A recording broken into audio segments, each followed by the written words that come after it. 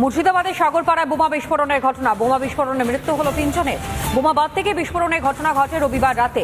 রাতের অন্ধকারে বাড়িতেই চলছিল বোমা বাঁধার কাজ। ভেঙে পড়েছে সেই সময় বাড়ির একাংশ। ঘটনাস্থলে বিশাল পুলিশ বাহিনী মোতায়েন করা হয়েছে এবং মৃতদের নাম মামুন মোল্লা, শাকিরুল সরকার, মোস্তাকিন শেখ। বিস্ফোরণে মৃত মোস্তাকিন শেখ এবং শাকিরুল সরকার মাদক পাচারের সঙ্গে যুক্ত ছিল বলে স্থানীয় সূত্রে খবর পাওয়া গিয়েছে। মুর্শিদাবাদের সাগরপাড়ায় বোমা বিস্ফোরণের ঘটনা এবং বোমা বিস্ফোরণে 3 জনের মৃত্যু শুধু হয়েছে তা নয়, বাড়ির ছাদটুকুনি পর্যন্ত উড়ে গিয়েছে। ভেঙে পড়েছে বাড়ির একাংশ। ঘটনাস্থলে বিশাল পুলিশ বাহিনী মোতায়েন করা হয়েছে, তবে কিভাবে এই বিস্ফোরণের ঘটনা ঘটল তা এখনো পর্যন্ত স্পষ্ট নয়। ইন্দ্রাশিস আমাদের প্রতিনিধি পাঠানো বিশেষ প্রতিবেদন দেখুন।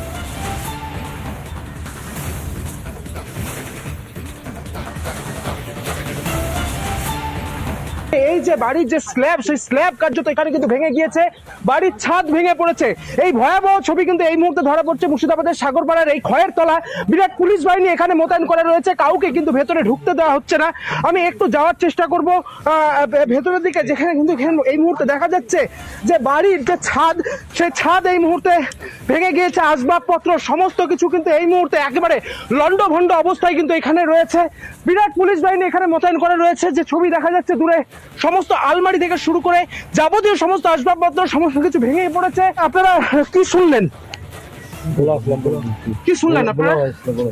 আমরা শুনলাম এখানে এই তো বোমা সকেট পড়েছে, দিয়ে তো ঘর বাড়ি সব ভেঙে গেছে। প্রথমে এই এলাকায় বোমাবাজিটা প্রথম, এর আগে কোনদিন এখানে বোমাবাজি হয়নি। এখানে বোম বন্ধ হয়নি। তাহলে এখানে আমরা সব জানি, আমরা দূরে বাড়ি হয় না কাজ।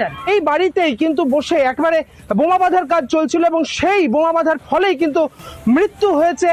বোমা বিস্ফোরণের ফলে এমনটা কিন্তু এখনো পর্যন্ত পুলিশ সূত্রে আমরা জানতে পারছি। দড়ি দিয়ে এই মুহূর্তে গোটা এলাকা কার্যত ঘিরে ফেলা হয়েছে এবং পুলিশ এখানে মোতায়েন করা রয়েছে। প্রচুর পুলিশ আমরা দেখতে পাচ্ছি এখানে মোতায়েন করা রয়েছে এবং এই এলাকার মধ্যে কাউকে কিন্তু ভেতরে এই মুহূর্তে ঢুকতে দেওয়া হচ্ছে না। এই বাড়িতেই কিন্তু বোমা বাঁধার কাজ চলছিল এবং সেই বোমা বাঁধতে গিয়ে আচমকা বিস্ফোরণ এবং তারপরেই এই ভয়াবহ পরিস্থিতি, 3 জনের মৃত্যুর ঘটনা।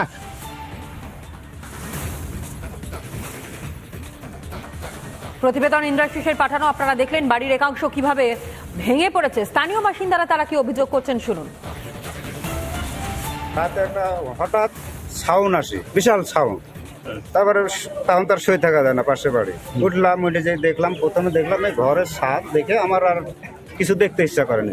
ছাদ কি হয়েছিল? ছাদ এরকম ভাঙিব, মানে সব উপরে ফাঁকা পাকা ঘরের ছাদ। হ্যাঁ, পাকা ঘরের ছাদ। তারপর তো ওয়াই দেখিয়ে তারপরে আর একজনকে যাই পাশে দেখছি, একজন সাগরুল বলির নাম, অশোকের এক ছেলে, ওকে ধরিলি চিল্লাছে কথা গিরি।